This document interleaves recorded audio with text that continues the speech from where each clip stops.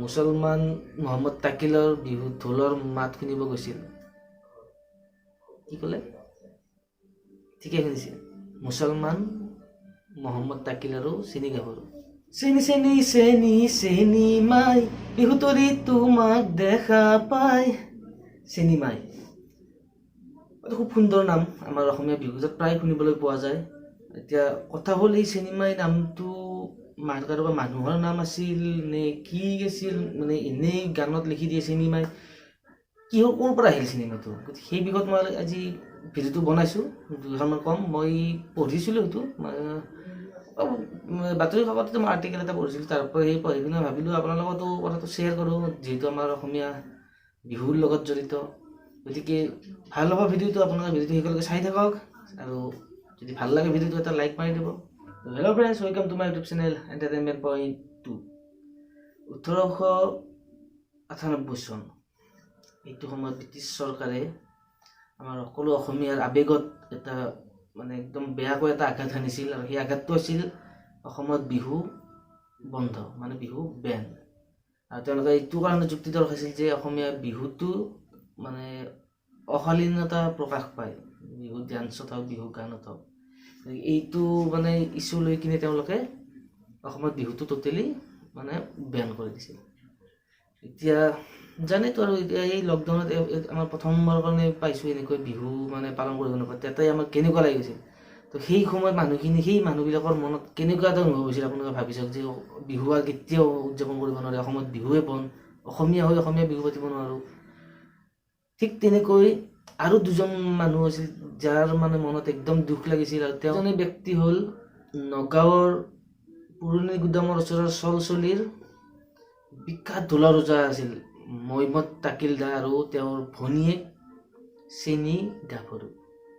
চেনি, এই নামটো কেনেকৈ আহিল আমাৰ গাঁৱত মই ক'ম। তেওঁলোক দুজন খুব একদম মানে তেওঁলোকৰ বেয়াকৈ মানে মনত সোমাই গৈছিল যে এই বিহু বেন কিয় হ'ব, ঢোলৰ ওজাই ঢোল বজাব নোৱাৰে। চেনি গাভৰু একদম মানে সেই সময়ত ভাল এজন বিহু মানে নাচনি, আৰু সকলোৱে জানে চেনি গাভৰুৰ বিহু নাচ, বহুত দূৰ দূৰৰ পৰা মানুহ আহে চাব। গতিকে এই দুজন মানুহে ঢোলৰ ওজাই ঢোল বজাব নোৱাৰে, চেনি গাভৰুৰ বিহু নাচটো কেনেকৈ সহ্য কৰিব, তেওঁলোকৰ মানে মনত একদম আঘাত লাগিল, আৰু তেওঁলোকে ভাবিলে যে যিমানখিনিলৈকে পাৰি যুঁজিম, কিন্তু আমাৰ অসমত বিহু লাগিবই। গতিকে কথামতেই কাম, তেওঁলোকে আনন্দ দাস নামৰ এজন মানুহক লগ কৰি মানে তেওঁক এই আনন্দ দাস মানুহজনক মানে ক'লে, আৰু কথাটো বোলে এনেকুৱা এনেকুৱা কথা, অসমত বিহু আমি বন্ধ হ'ব দিব নোৱাৰোঁ, গতিকে আমি যুঁজিম। তেতিয়া সেই মানুহজনে তেওঁক ক'লে বোলে গুৱাহাটী যাব লাগিব, তাৰপিছত ব্ৰিটিছ চাহাবৰ আগত মানে কিবা কিবি যুক্তি দৰ্শা সেনেকুৱা কৰিব লাগিব। তেতিয়া মহম্মদ তাকিল আৰু চেনি গাভৰুৱে কৈছিল যে য'তে যাব লাগে যাম, কিন্তু আমি বিহুটো বেন কৰাৰ ক্ষেত্ৰত বিপক্ষে আমি মাত মাতিম। তেতিয়া সেই আনন্দ দাসৰ সহযোগত তেওঁলোকে নাৱেৰে গুৱাহাটী আহিল, আৰু আনন্দ দাস তেওঁ ব্ৰিটিছ মানে চৰকাৰখনৰ সেই সময়ত তেওঁৰ হয়তো কিছু চিনাকি আছিলে। তেওঁ কি কৰিলে, ব্ৰিটিছ চাহাবৰ পৰা 5 মিনিট 10 মিনিট কিবা এটা সময় উলিয়াই কিনে যে এওঁলোকক লগ কৰিবৰ কাৰণে, আৰু চেনি গাভৰু আৰু মহম্মদ তাকিলক।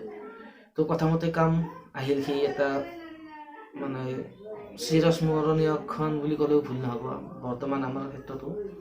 সেই ক্ষণটো আহিল য'ত মানে ব্ৰিটিছ চাহাবে তেওঁলোকক অনুমতি দিলে যে 10 মিনিটৰ কাৰণে তেওঁলোকে মানে যুক্তি দৰ্শাব লাগিব যে বিহুটোত কোনো অশালীনতা নাই। তেতিয়া কথামতে কাম, চেনি গাভৰু আৰু মহম্মদ তাকিল তেওঁ মানে একদম বুকুত ডাঠ কৰি ল'লে যে আমি যিকোনো প্ৰকাৰে হ'লেও বিহুৰ বেন যিটো কৰিছে সেইটো উঠামেই। তো তেওঁলোকে কি কৰিলে, ব্ৰিটিছ চাহাবৰ ওচৰত প্ৰাণ ঢালি বিহু মানে প্ৰদৰ্শন কৰিলে। ঢোলৰ ওজা মহম্মদ তাকিলে তেওঁ মানে হিয়া উজাৰি ঢোল বজালে, মানে একদম কিটো কয় নহয়, একদম মানে বেষ্ট অফ বেষ্ট, যিমান পাৰে মানে যিমান ভালকৈ ঢোল বজালে। আৰু চেনি গাভৰু তেওঁ প্ৰাণ ঢালি বিহু নাছিলে, মানে যিমান জানে তেনে একদম অন্তৰ খুলি বিহু নাছিলে। তাৰপিছত এই আনন্দ দাস বুলি যে কৈছে তেখেতে আৰু বিহু গালে, তেওঁলোকে একদম অন্তৰ মানে মন খুলি প্ৰাণ ঢালি ঢোল বজালে, বিহু নাছিলে, বিহু গালে। তো তাৰপিছত কি কৰিলে, আনন্দ দাসে তেওঁলোকৰ এই যি বিহু গান গালে এইবোৰ ইংৰাজীত ট্ৰেঞ্চলেট কৰি কিনে ব্ৰিটিছ চাহাবক মানে শুনালে।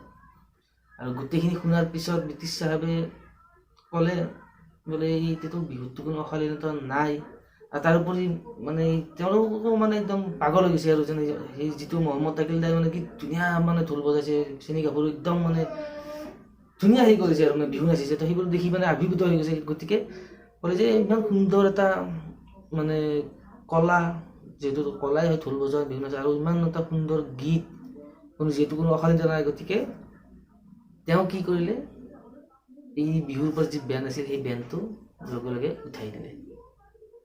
বাছ এতিয়া আৰু কোনে পায় আৰু গোটেই অসমত মানে আনন্দৰ যোৱা। তেতিয়াতো ইমান ফাষ্ট নাছিল ফেচবুকত দিম কিবা দিম, অলপ গম পাই তেতিয়া নগাঁৱত মানে একদম পুৰা আনন্দ জোৱাৰ উঠি গ'ল। লাহে লাহে মানুহবিলাকে গম পাই গ'ল যে বোলে বিহুৰ বেনটো উঠাই দিছে। তো কেনেকুৱা কথাটো আপুনি ভাবি চাওকচোন, যদি বিহু বেন হ'ল হয়, আমি কি হয় কিতাপত বা মিউজিয়ামত গ'লে এইটো কি বস্তু, এইটো ঢোল, এইটো কি বস্তু, এইটো ঢোল, এই পেঁপা, এনেকৈ চাব লাগে। বিহু গান আমি বিহু গান কেছত ক'ত থাকিলো হয় এতিয়ালৈকে, আৰু এই মানে ক'ত কিতাপত পদ্যৰ নিচিনা লেখা থাকিলেও বিহুবিলাক। তো সেই চেনী গাভৰু আৰু মহম্মদ তাকিলদাৰ মানে একক প্ৰচেষ্টাৰ কাৰণে আজিও বিহু আমি উদযাপন কৰি আছোঁ।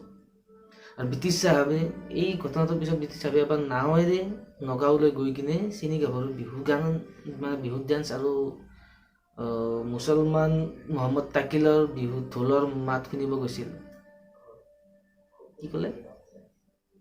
ঠিকে শুনিছে, মুছলমান মহম্মদ তাকিল আৰু চেনী গাভৰু। হয়, মহম্মদ তাকিল আৰু চেনী গাভৰু মুছলমান আছিল, ইছলাম ধৰ্মী আছিল। সেই দুজন ইছলাম ধৰ্মী লোকৰ কাৰণে আজি আমি বিহু উদযাপন কৰি আছোঁ। আৰু সেই চেনী গাভৰুৰ নামতে আজিকালি মানে প্ৰায় বিহু গানবিলাকত চেনীমাইটো ইউজ কৰে। অ' চেনীমাই দুগালত।